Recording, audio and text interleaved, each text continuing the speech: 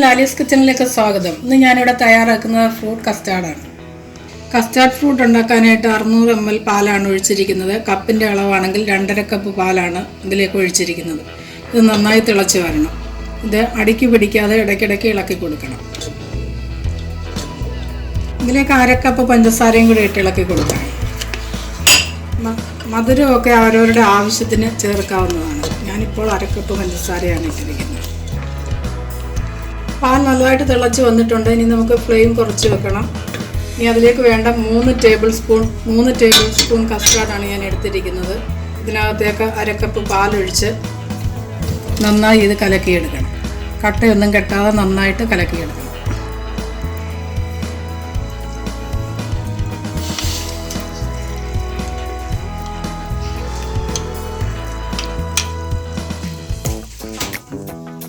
ഇനി ഇത് കുറേശ്ശെ ഒഴിച്ച് നല്ലതായിട്ട് ഇളക്കി കൊടുക്കണം.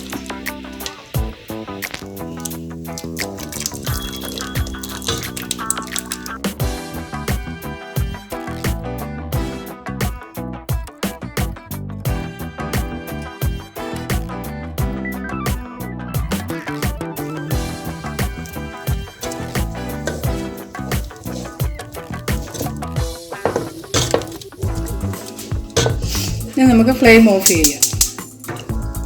നന്നായിട്ട് കസ്റ്റാർഡ് കുറുകി വന്നിട്ടുണ്ട്.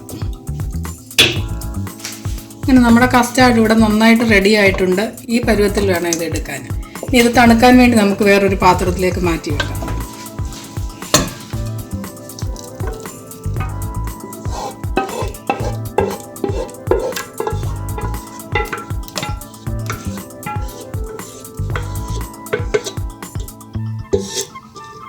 ഈ ഫ്രൂട്ട് കസ്റ്റാർഡിന് വേണ്ടി കുറേ ഫ്രൂട്ട്സ് ഞാൻ എടുത്ത് വെച്ചിട്ടുണ്ട്. കുറേ പോമഗ്രാനൈറ്റ് എടുത്ത് വെച്ചിട്ടുണ്ട്. കുറേ ആപ്പിൾ കട്ട് ചെയ്ത് വെച്ചിട്ടുണ്ട്. കുറേ 2 കളറിലുള്ള ഗ്രേപ്സ് കട്ട് ചെയ്ത് വെച്ചിട്ടുണ്ട്. കുറേ സ്ട്രോബെറി കട്ട് ചെയ്ത് വെച്ചിട്ടുണ്ട്. കുറേ റൈസിൻസ്, കുറേ ബദാം, ഇത്രയും സാധനങ്ങൾ ഇതിലേക്ക് ഇട്ട് ഇളക്കിയെടുക്കണം. നമുക്ക് ഇഷ്ടമുള്ള ഫ്രൂട്ട്സ് എല്ലാം ഇതിലേക്ക് നമുക്ക് ചേർത്ത് കൊടുക്കാവുന്നതാണ്.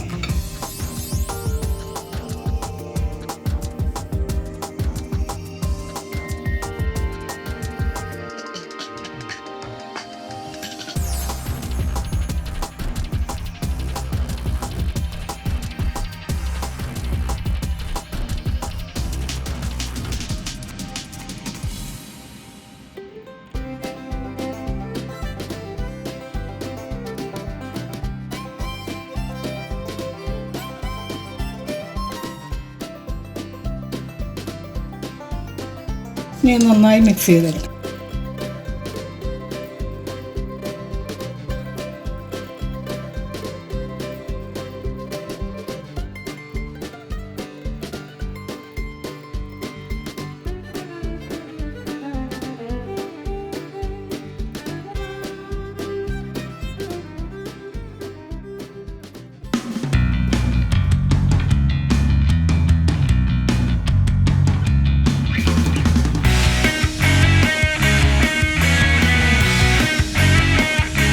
അങ്ങനെ നമ്മുടെ ഫ്രൂട്ട് കസ്റ്റാർഡ് ഇവിടെ റെഡി ആയിട്ടുണ്ട്. വളരെ ഈസിയാണ് ഇത് ഉണ്ടാക്കിയെടുക്കാൻ. എല്ലാവർക്കും വളരെ ഇഷ്ടപ്പെടുന്ന ഒന്നാണിത്.